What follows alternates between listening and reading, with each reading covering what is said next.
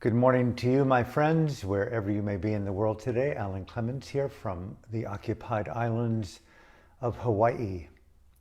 Today, October 25th, 2021. This is part 7 in this series, a final series, I might add, if you're a regular viewer. A masterclass in a Maverick's masterclass in creative expression. And today is Monday. Friday, the 29th, will be my final sharing, my final live stream for some time to come. I'm not sure when. I will hopefully, God willing, continue sometime in November, but I'm going to take a hiatus as of Friday. Thank you for tuning in. Today's talk, a continuation of the dual track of artistry, creativity through both lifestyle, the artistry of Dhamma, the artistry of Dharma, the unique artistry of one's own relationship to the felt meaning of freedom as vocation of presence, the unique expression of the individual's own intimate relationship to the felt experiential integrity, if you will, of the intelligence of manifesting freedom. Manifesting it, action of freedom. That artistry to me is my ultimate expression of creativity. I call it world dharma, an awareness of interiority in context to self, to world, to animals, to nature, to dimensionality. At the confluence of the senses, Dhamma and Dhamma artistry is inseparably connected, to state the obvious, to the realm of the senses, the perception of self to self, self to other, self objects through the senses. And what we do at those doorways of perception will determine our happiness, our pain, our compassion, our denial, our freedom, our subjugation. And to say that how we perceive is everything is to state something not sufficiently enough. I wish it was more to more people to study the integrity of perception, the intelligence of the senses, and to anoint that ongoing dynamic of perception, which is really life, changing postures through perception. And what we do at that doorway, those portals of seeing, hearing, tasting, touching, feeling, thinking, repeatedly throughout a lifetime, those sixth sense engagements, the artistry of that, the human artistry of that, your own unique style, taking zest, if you will, taking some degree of passion. So the issues today for me are about the art of immersion. There's something so beautiful about being in the ocean and you're immersed in the water. And when there's waves and you're into waves, you're immersed in the water and the movement of the waves and in your own bodily movements along the face or somewhere in the momentum of the wave, in the ocean, on our planet, orbiting a sun. You're in rhythms, immersion. When you're in a steam room or a hot tub or a cold tub, there's a deep sense of immersion. In deep flow states, when you're in improvisational, deep cognitive fluency, there's a spontaneity that comes that's so natural, using the riff of your own language and your own poetry, making a meal, making love, touching yourself, touching the world, holding your child, praying at the altar of your religion, wherever that may be, there's a fluency. The more immersed we are in something. Yes, lose time. I was told that at the monastery when I ordained as a monk. We're here to take our watches off of our psyches, our clocks off of our heart. Here, we aren't studying timelessness as much as we are removing the distractions that keep one programmed based upon the four walls of tradition, orthodoxy, culture, civilization, capitalism. And yes, we kept a very high regard for being on time. There was an order to be in the meditation hall at a specific time, to be at the meals at a specific time, to follow the rules of conduct. And within that order, there was a deep sense of you are here to be a yogi. And to me, those of you who are yogis, and I use that term to indicate an individual, a woman, a man, a boy, a girl, who is dedicating herself, himself, to the felt experiential exploration of consciousness, existence, reality, perception, the senses, mind and body in context to self and other than self, the study of suffering and how one configures unknowingly programs and formations that perpetuate self-generated conflict, known as dukkha in the Buddhist Pali language. And equally, the formations of release into the luminosity of trust, of decency, integrity, cooperation, unity, harmony, poise, splendor, and of course, the beauty of freedom. Take away an individual's freedom, and he and she often suffers the worst insults imaginable in this great expanse called life. Now, thank you for tuning in. Where to begin further here? I was talking to my brother yesterday, who I think many of you know from my talks, is a consummate professional photographer, hired by many, does things as straight as being hired to film the Super Bowl, race car, but his real passions are music photography, and he's done numerous books. And I would really recommend that you get them. He and his photographic partner, Kevin Black, put out books known as Raising a Hand, and he has artists where they film and photograph who support the endeavor of bringing awareness to this little known syndrome that's both debilitating and lethal to girls alone, called Rett syndrome. And they slowly deteriorate over time, in which they die. And Kevin's daughter died of this. They both decided to join forces and bring awareness to finding a cure for this little known illness that affects young women worldwide. And they're called Raising a Hand for Rett. All the proceeds from the book sales go directly to the Rett's Foundation to support finding a cure and supporting the families of these girls. And we were talking, and he frequently posts some of his photographs on various social media streams, of course, family and friends. And recently I saw that he photographed an Alice Cooper concert in Houston. Alice Cooper, you may remember back in the day, I think he introduced, could it be called shock rock? The introduction of horror within the rock genre,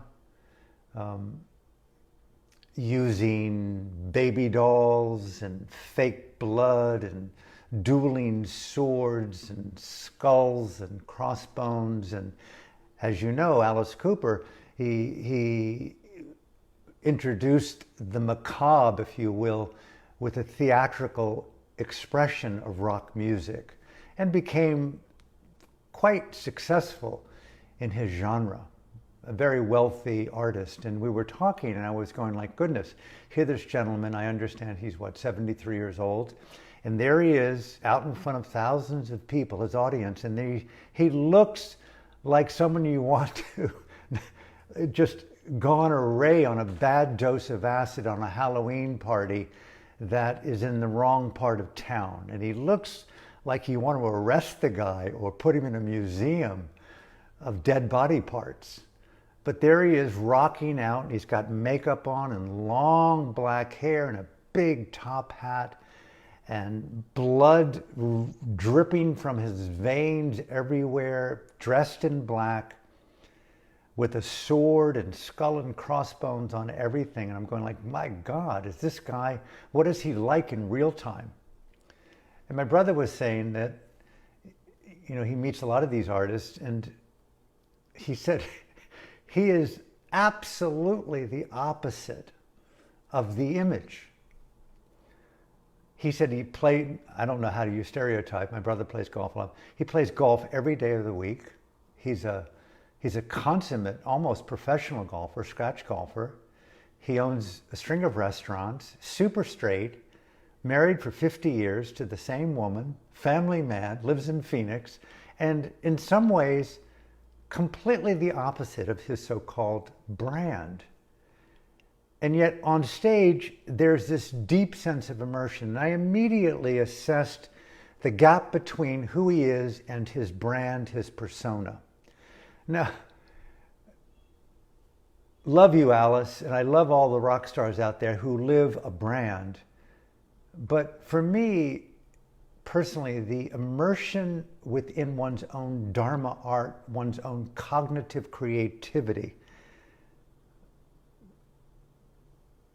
I can't imagine dropping a high dose of psychedelic and actualizing my brand and somehow separating myself from my own being as I really am in the world, in my relationships, in my artistry.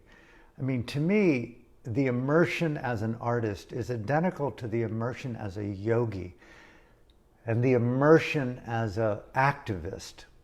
Closing the gap, removing the gap, unfolding the folds in the separation between persona and presence. To me,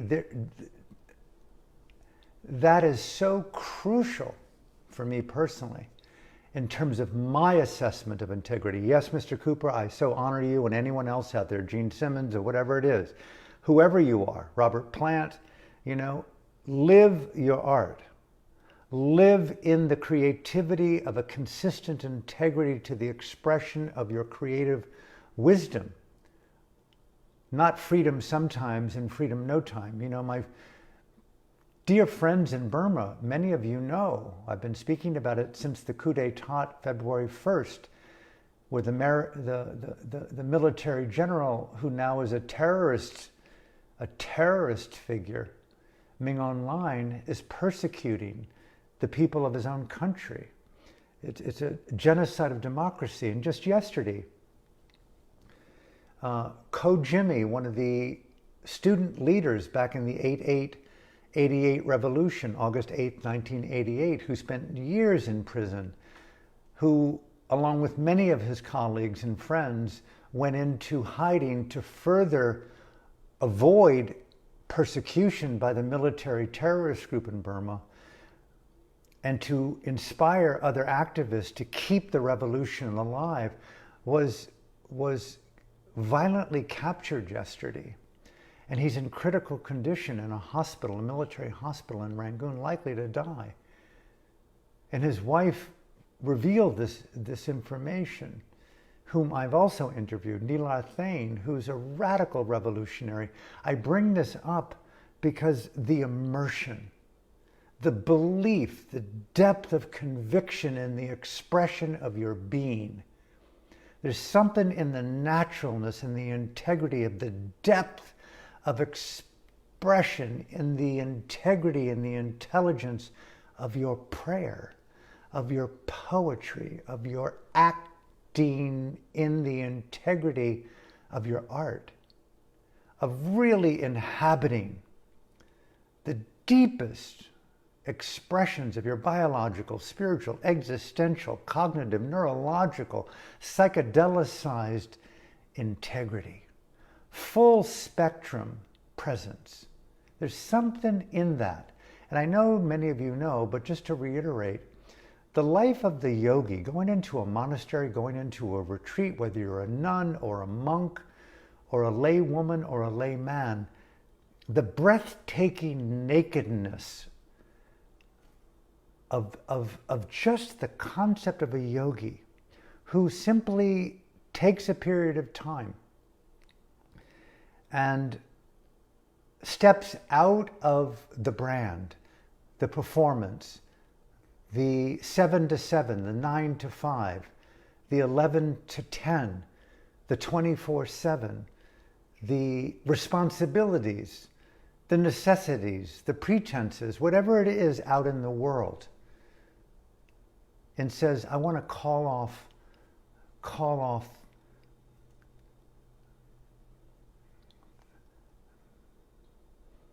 the artifice. I want to call off the brand. I want to call off the performance. I want to call off the work. I want to just take a hiatus from the chore of living in some form of responsibility or coercion or obligation to the world and stuff.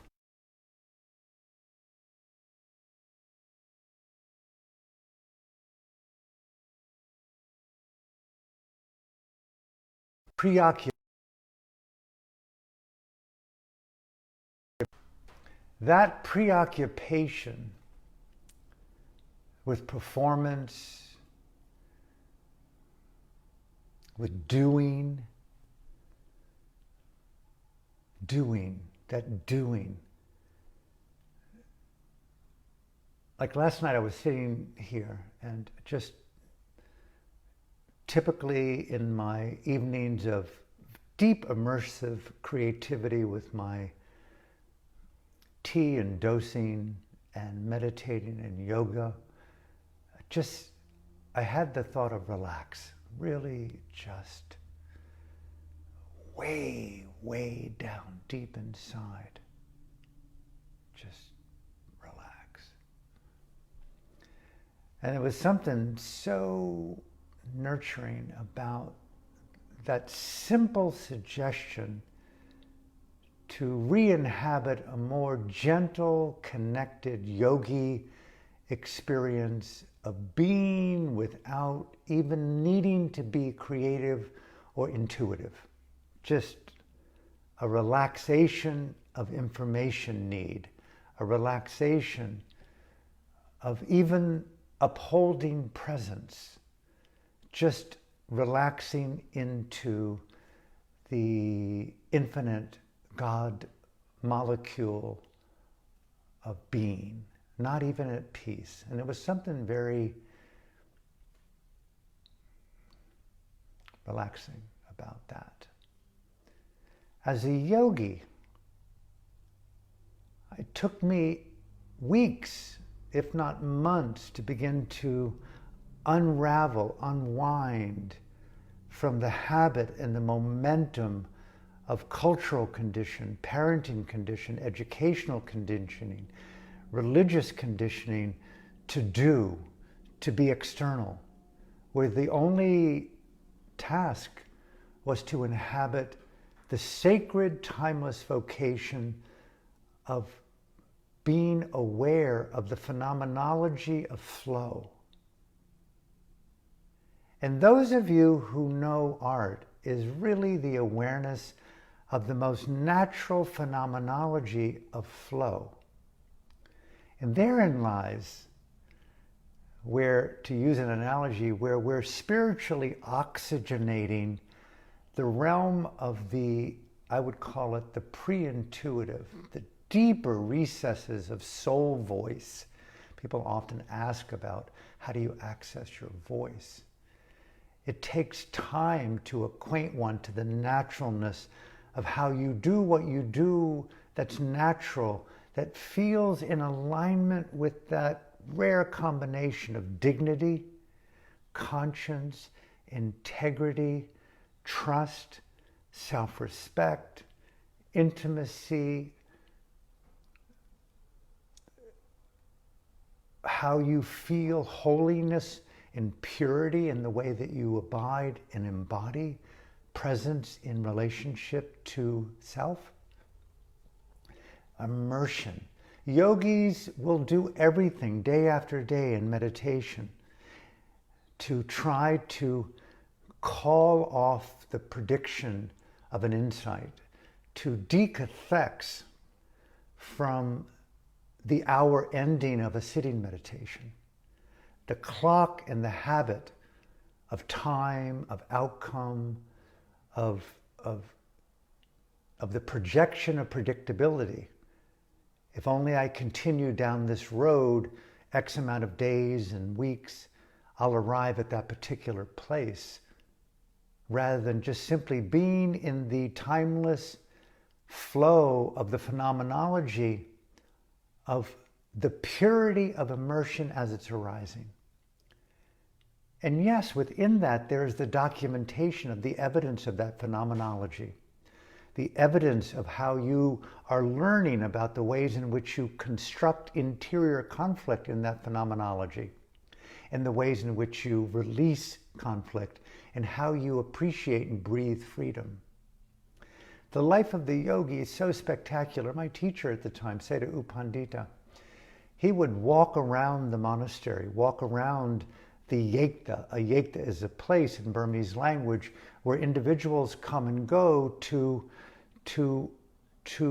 reform the conditions of consciousness, to create a type of existential neuroplasticity that is more aligned to reality, truth, and freedom than the conditioning of the way in which we've often been conditioned through wrong views and delusion, competitions and blames and judgments and preoccupations with, right and wrong, good and bad, high and low. And we live in this type of propaganda of culture. And it's often a type of incarceration for people, that they've lived their entire adult life in a corporate prison camp with stock options coming out of every orifice, and they're miserable. They live in a form of hell, and they've called it success until they break down. And I've seen this numerous times with meditators, and I use the word yogis. It's like doing a high dose of psychedelic, and meditation is a slow, organic experience of the psychedelic. And coupled with a good Kalyanamitta, which they're spiritual psychotherapists who hold space and engage transformational psychological energy with you to keep you on releasing self-generated conflict, to be more in the flow state of an immersive integrity with the phenomenology of the flow. Again, I'm coming back to the meaning of immersion in overcoming ways or challenging ways of self-betrayal, self-sabotage. And it's a risk to live in an immersive state of being. Yes, it takes courage and bravery. For example, going back to my teachers, they would walk the monastery, and because, at least as I learned from them over the decades, they study the fine cognitive art of how human beings, animals too and plants too, but human beings emanate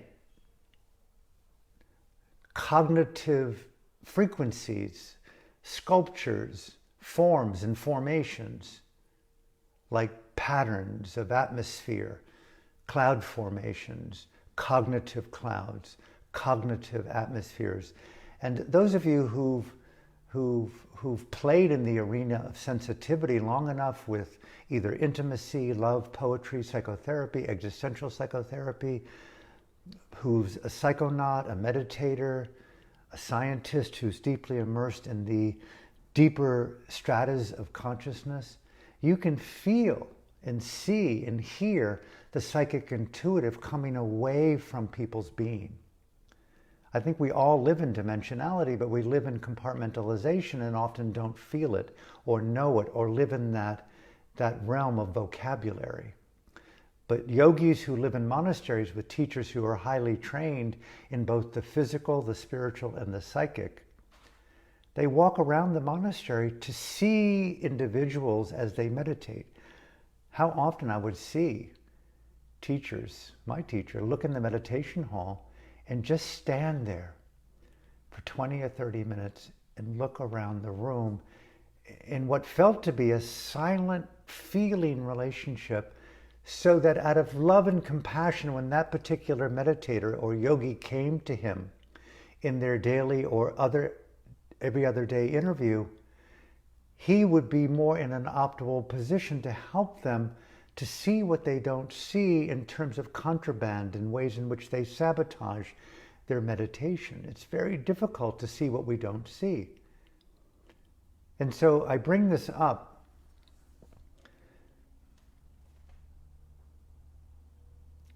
how to be creative is to create an atmosphere both inside and in your home, if you're blessed to have an apartment or a home or a room or a studio, that reflects the most beautiful expressions of your heart, your vision, your passion. For example,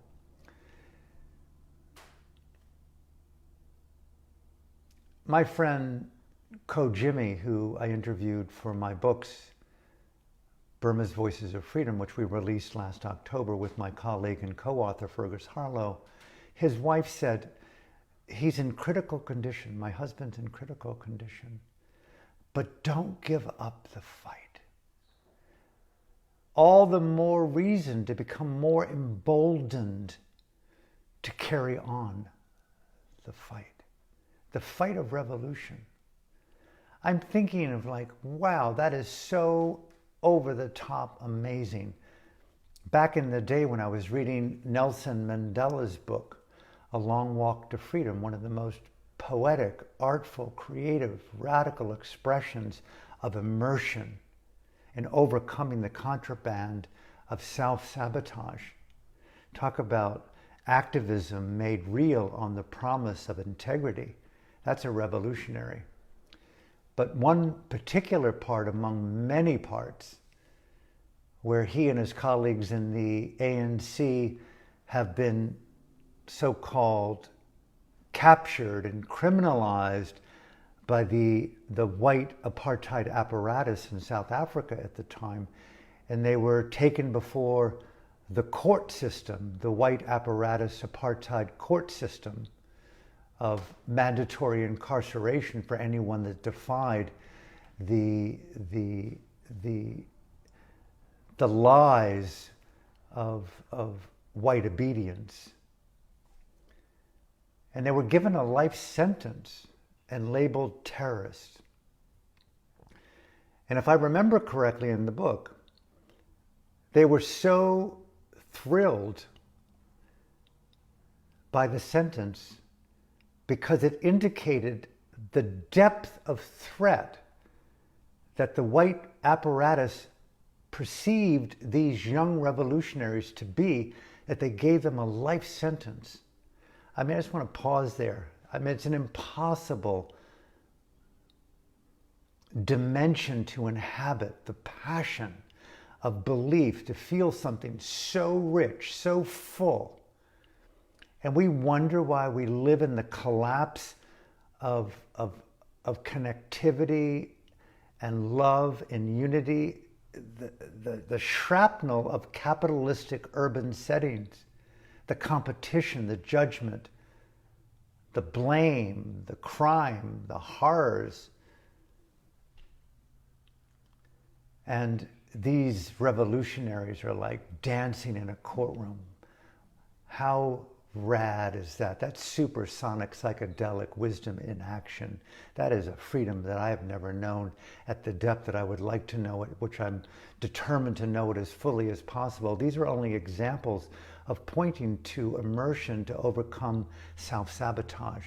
What's going down in those hearts and souls and psyches of the ANC rebels? Somehow an immersion, a conviction in the integrity of the rightness of your behavior and your speech. That's the opposite. The revolutionary is the opposite of the narcissist, the psychopath, the sociopath. Dr. Anthony Fauci is a sociopath. Dr. Jill, his wife, and Joseph Biden, our president, is a sociopath. Cruelly obedient to a doctrine of oppression, driven by profit, a bloodlust of forever wars, a history of 50 years in American politics, of lie after lie, going wherever the money goes. A spineless, fucking driven zealot of totalitarianism, masking as a democratic president. It's sickening to see this level of incongruence with integrity and caring and leadership. But there it is. Welcome aboard. I too could be driven by the sociopathic gene. I too am not immune from totalitarian psychologies. I want to vigilantly protect and enhance my integrity, my spiritual intelligence, my vocation towards Dhamma freedom. Therefore, art and immersion in the deeper integrity, that's my point here, the deeper integrity. Aung San Suu Kyi, when I first met her in 1995, after her first release from 6 years of house arrest, which, as she explained in our book, The Voice of Hope, was no easy thing to deal with, being separated from husband and family and friends and colleagues and freedom. But what did she do?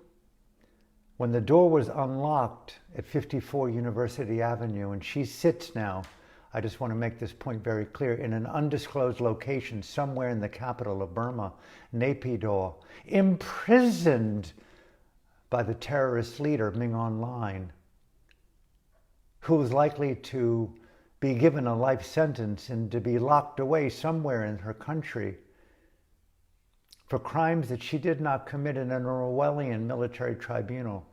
And yet she walked out of her door that day and walked right to her front gate. It was asked, what did it feel like to be set free? She made the comment, I never saw that my freedom was taken from me.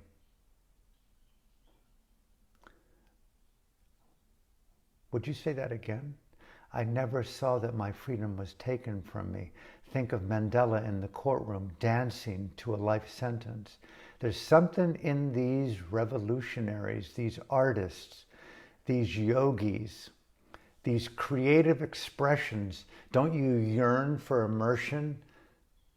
Don't you want to interrupt the habits of bad drugs? Don't you want to interrupt the habits of overeating or undereating or smoking or drinking or lying or injecting or lying or accumulating or deceiving or betraying yourself and others in society in the future? Yes, that impulse is called the religion of the soul, to free oneself from the contraband of consciousness called delusion, fear, anger. It's the study of the machinations of conflict and the liberating, I want to call it, branches of love, of compassion, of wisdom, and the fragrance of freedom.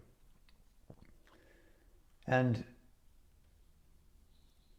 Aung San Suu Kyi told me that when people began to gather outside of her front gate, when they saw that she was freed again. They gathered, defying military orders of 5 or more as a crime against the state, where you could lose your home, lose your bank account. Talk about an adverse effect to having integrity and a love of freedom, to live in a dictatorship. I mean, all hearts and minds on board right now to fight the Washington Xi Jinping bridge of collusion. I mean, Joseph Biden is proud to say, I am the most prominent world leader who has spent the most amount of time of any leader in the world ever with the totalitarian, nuclear-armed, bioweapon-driven sociopath premier of China, Xi Jinping.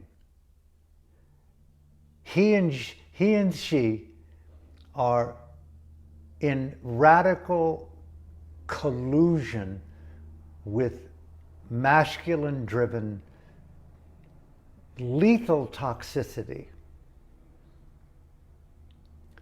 Aung San Suu Kyi, the embodiment to me, among many other great women, of divine, feminine, revolutionary conscience in civil, spiritual disobedience to the Biden, Xi Jinping style of behavior and thinking and psychological oppression, that type of apparatus, post-apartheid, called totalitarianism 3.0, call it the Fourth Reich, call it the Great Reset, call it whatever you want out of Davos and the oligarchs in Wall Street and Silicon Valley and leadership around the world, the mandate, a euphemism for totalitarian obedience. No.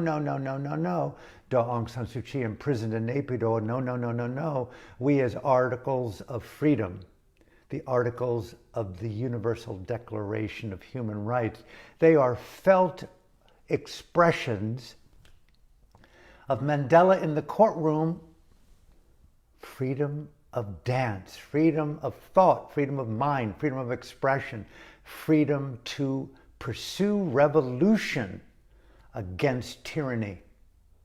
And Aung San Suu Kyi is out there encouraging the people, she told me,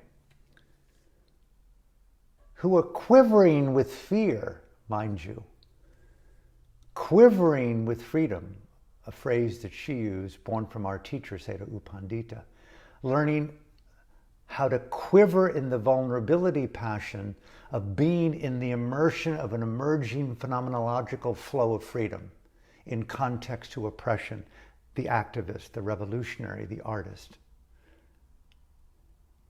And she would encourage the people I was there, who many are crying, both in love of their leader, Aung San Suu Kyi, called Ma Su, the mother of freedom, the mother of Burma, the mother of democracy. And she's encouraging them to feel the efficacy, the fidelity, the power, the nurturing, coming back to my earlier comment about relaxing. It wasn't a calm peace. It was like a vitalization of this innate, of the predominant qualities that define your being. Freedom. Freedom. The more we love the experience of universal human rights coming out of our senses, that Dharma, that art, the more we will be strengthened, I would think, to dance in the courtroom of injustice today, on the city streets around the world, to defy the stay-at-home in your own fear orders of idiot leaders. Don't participate in that courtroom. They cannot try and sentence you We are the masses. We are the liberators. We're the revolutionaries. We're the artists. We're the singers, the poets, the writers, the filmmakers, the trans actors. We're the producers of a new order. I do believe of a new order of integrity, of spiritual intelligence, and a higher radiance of freedom that's ever been known on our precious planet. We are the caretakers and we are the artists to deliver the poetry of that radiance. Join me in that experience of a global burning woman, the Anyet in Burma, the all-night, the all-day play of freedom through poetry, literature, dance. Those of you from Burma know the power of the Anyet, a musical, theatrical, literary expression of the arts made real as a revolutionary protest to freedom. And she's calling upon the people on the streets, join in freedom now, not doing what you're doing to bring freedom tomorrow, one person at a time. And each of these people, you could see them at different times during her talk that she shared the podium with Uchi Mung and U Tianu, mentors and friends and teachers of mine. They would look around in tears. You would see sometimes them holding each other's faces, that we're coming out of the corners of our own fear and denial, in the corners of our own flats, in our huts and villages. And Da Su is encouraging us to live in the radiance and trust freedom, the immersion in the flow of liberty in our own being. Wherever you are, come out of the pandemic of fear. I had the good fortune of meeting a number of very visionary doctors, Dr. Robert Malone and Dr. Ryan Cole and others the other evening, just up the street here. I was invited to an evening. And I met also the remarkable Chinese lady, Li Mengyan, the doctor and PhD from China who not just risked everything, is risking everything to come to our beloved America. A whistleblower? No. She's revealing the lies of Xi Jinping and the origins, not just the origins of the virus, and Fauci's funding and collusion with the Wuhan Institute of Virology and the bio-militant weaponizing of these pathogenic things in biology. Yes, crazy making. This beautiful soul, an active conscience, a revolutionary level of Aung San Suu Kyi in dynamic action, a Mandela. She's in the courtroom of contempt, being threatened with being disappeared. Her husband betrayed her even in China, and she's risked everything. And such an eloquence and an elegance. And I felt blessed and honored to be in the radiance and the luminosity. She is the star. She is a radiant galaxy unto herself in this great vastness of other lights in our world. She has everything to lose and zero to gain. And they asked her, people asked her in the audience, what motivated you? What was that turning point? And I have a video of it, maybe I'll post it. That undeniable sense of being on the city streets outside of Aung San Suu Kyi's compound at 54 University Avenue in 1995, I was there. Those 88 revolutionary students of Nila Thane and Kokoji and Ko Jimmy now in a critical condition in a military hospital in Rangoon, beaten by these thugs, these terrorists. And we have this remarkable Li Mingyon being vilified and canceled by Twitter, by YouTube, by Google, by Facebook, by blah, blah, blah, blah. Why are you doing this? Is money going to feed you at night? Are they transhumanist cyborgs driven by technology beyond the organic spirit of life? Where are we in this courtroom today? Where is our Mandela? Where is our Lee Myung-yeon? Where is our Daw Aung San Suu Kyi? Where's our Neela Thane? Where is our Ko Jimmy?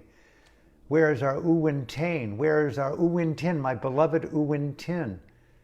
21 years in a prison cell, emptied of a bed and a pot to urinate in or to defecate in, without a pillow.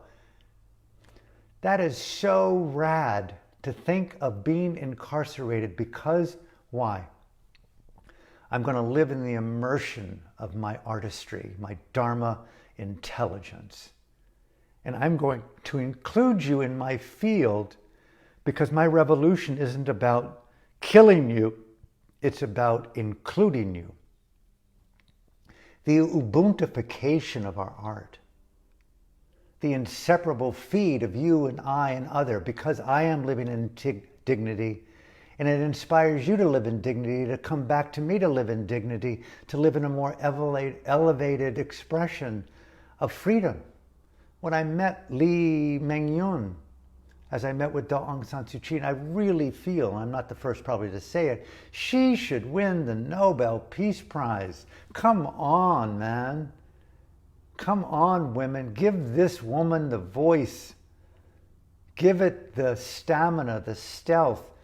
Put her in the courtroom of contempt and let her luminosity shine, a truth teller. There's no posing and gap between her and her word. She is a woman walking in conscience and dignity fearlessly. No doubt there's probably tremblings at times, but what a poised heart to live in the you just love it, right? So art is one thing, creativity is another thing, activism is still another thing, revolutionary art and activism, and the combination of using our art and our mind and our Dharma and our yoga to just infiltrate the world and relationships right now, so that we are on the streets listening to Daw Aung San Suu Kyi and the colleagues behind bars who speak through her about the power of freedom and solidarity. Let's breathe our freedom. I say do whatever's required to relax the Berlin Wall in each of us, to relax the apartheid in all of us, those forms of self-sabotage, those forms of self-betrayal. We don't want to live behind the wall of denial and self-deception. We want not only to walk our talk, we want to illuminate our walk. So,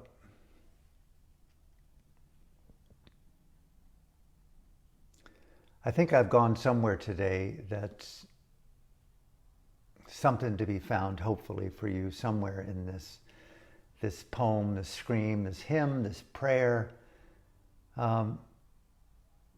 Thank you for tuning in.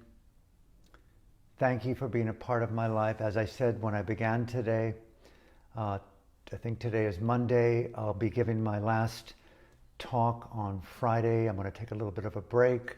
God willing, I'll resume sometime in November.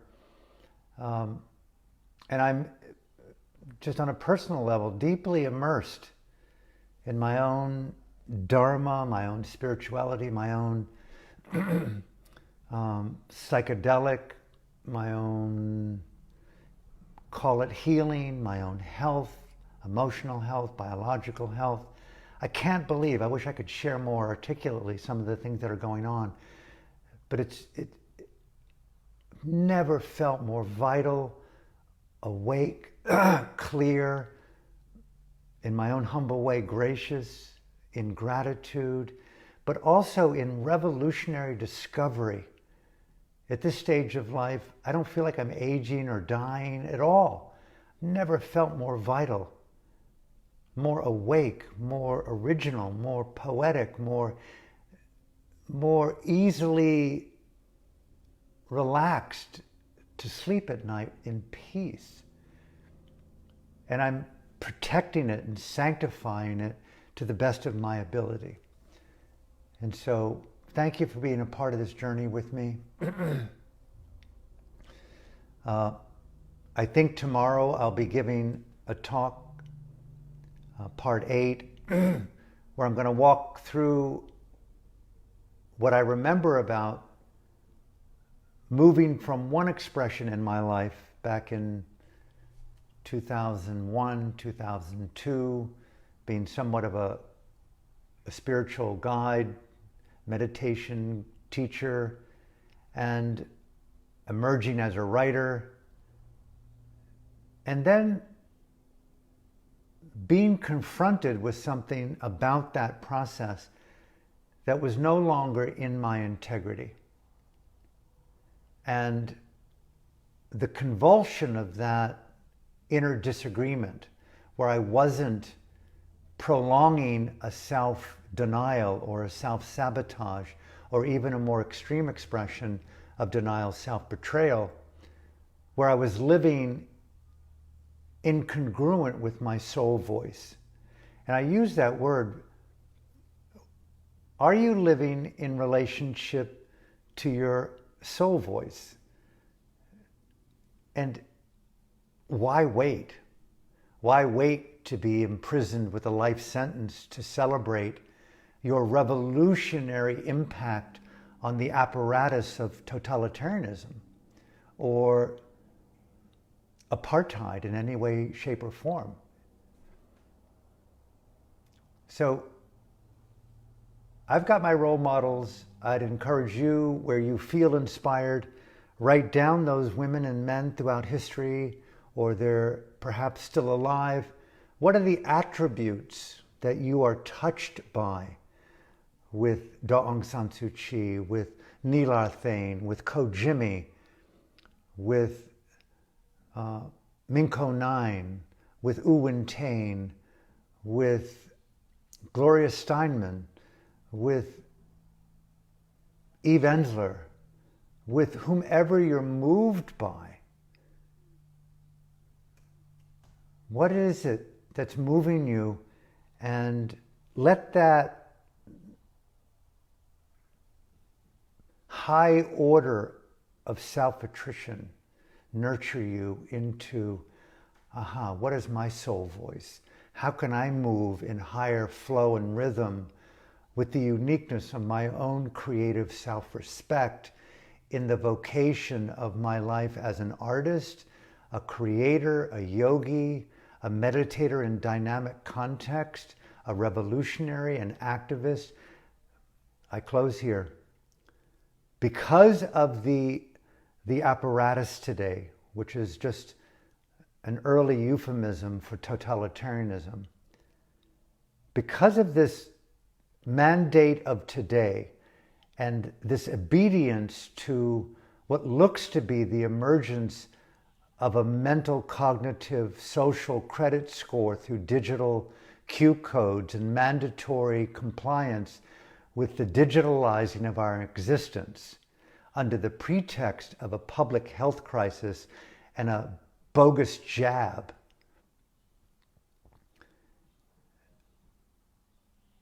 That conflation of public health safety with authoritarianism and social credit potential, like we have under China under the Xi Jinping dynasty. Every one of us have to be, in our own way, walking out of that house after 6 years of house arrest in Burma for Daw San Suu Kyi, and practicing walking out of that house of our own denial, our own limitations, our own, wherever we see ourselves today, however you, and say, I was never incarcerated. I am now going to wear the revolutionary flag of freedom in every aspect of my being. I'm going to walk to the front gates of my own truth, and I'm going to step over the walls of my own fear, and I'm going to speak to the crowds of my own being and include the few people that are near me, and I'm going to tell the truth because truth is more important than obedience to a lie. I refuse to participate in medical apartheid, political totalitarianism, spiritual captivity. And so all of us are being called upon today, I feel, to call each other up not out, call each other up, to stand up and to use our power of freedom through thought, speech, action, and behavior, and do all that we can to elevate the radiance of freedom and equally confront the injustice of the apparatus and totalitarianism and dictatorship. We have examples. The precious activist, savant, doctor, PhD, medical doctor as well, out of China, who's come to let the world know of the origins, not just of the virus, but of the machinations of the apparatus of the totalitarian Communist Party of China. She is revealing a horror beyond horror of how it operates. And any business in the world, any corporation at this point, the Chinese people are our beloved sisters and brothers, but that machination and mechanism at the top, called the Communist Chinese Party of totalitarian craziness, we've got to really confront that. And Joseph Biden and Xi Jinping are colluding. Do not believe what Biden says. That apparatus in Washington, in New York, and likely very much in Silicon Valley, they are breathing the same toxic oxygen, and they're connected in the same toxic blood system. It's a totalitarian mind grab, and they want your mind and my mind. And right now, every form of creativity is called upon. Every form of disobedience is called upon. But equally, find your passion. Find your yogi, find your artistry, find your sweet spot, your soul voice, and learn the fine beauty of giving yourself the chance to create your art, write your poem, do your book, walk with zest and style, and give freedom the voice for no other reason, for the love of freedom, but also for the freedom of the future, for the children's freedom, and for the future of life, both in our world, our planet, and the future of freedom in this precious cosmos that we're blessed to have been born in. So from my heart to yours, thank you for tuning in. Have a beautiful day, God willing. See you tomorrow here at 9:30 from Hawaii.